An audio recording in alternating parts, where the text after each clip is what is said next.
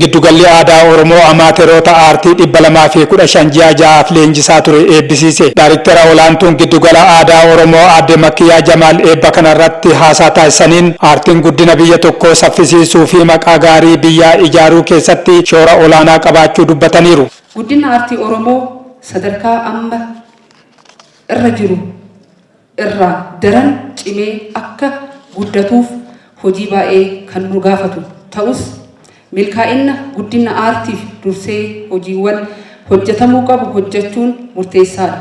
Keessumaa yeroo ammaa aartiin Oromoo hariiroo hawaasummaa fi waloomaa cimsuuf ol ka'iinsa biyyaa utubuu fi dinagdee biyyaa ceesisuuf leenjiin deeggaruun hojii bu'aa qabeessa ta'e hojjechuun baay'ee akka barbaachisaa ta'e waan hubatameef amaataroota kennaa addaa qabaniif karaa saayinsawaa ta'een ogummaa adda addaa irratti leenjii kennuun ogummaa gonfachiisuudha. Giddugalli aadaa Oromoo kaayyoo hundeeffamee milkeessuuf xiyyeeffannoo kennee hojjechaa jira kan jedhan aadde Makkiyaan aartiin Oromoo beekumsa ammayyaan masakamee sadarkaa guddummaa uummatichaa madaaluun guddatee faayidaa hawaas dinagdeef akka oolu yeroo kamiyyuu caalaa hojjetamaa jira jedhan. Leenjiin amaaterootaa kunis dargaggoonni kennaa addaa qaban saayinsii ammayyaan deeggaramuun ogummaa isaanii gabbifachuun qaawwa gama kanaan jiru duuchuun aartiin Oromoo sadarkaa amma irra jiru caalaatti ol ka'ee mul'achuun sadarkaa addunyaatti dorgomaa akka ta'u kaayeffatamee kan qophaa'e ta'us himaniiru.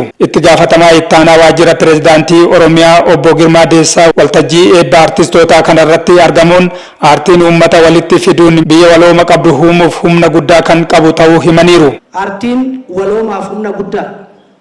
Aartiin akka biyyaatti walii galuudhaaf seenessa waloo keenya ijaaruudhaaf qooda olaanaa gumaacha.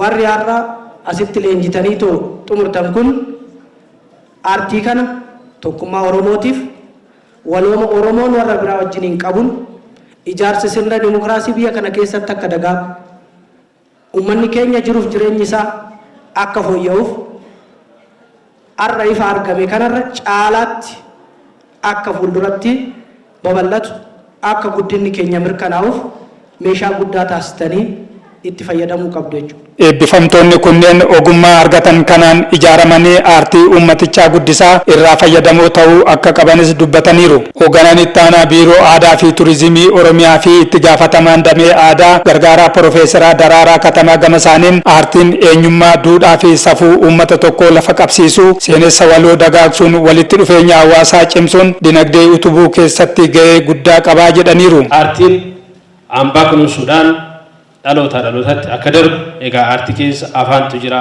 aadaatu jira, seenaatu jira, sonatu jira, duudhaatu jira waan ta'eef hambaan keenya kunuunfamee abbootii keenya irraa kan dhaalle sun dhaloota dhalootatti akka darbuuf dhaloonni itti aanu immoo fuudhee dhaloota biraatti akka dabarsu gochuu keessatti shoorri isaa baay'ee olaanaadha. Akkasumas aartiin ijaarsa sirna dimokiraasii keessatti dimokiraasii lafa qabsiisuudhaaf uummata bashannansiisuudhaan fayyummaan uummata keenyaa umuriin jireenya uummata keenyaa akka dabalu gochuu keessatti aartiin gahee olaanaa qaba.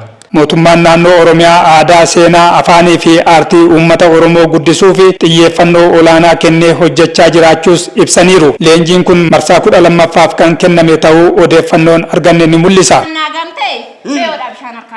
Siigamtee yoo ta'e mun baatu mana kanaa dhuguma nama baay'ee gali badhii si qeeqan.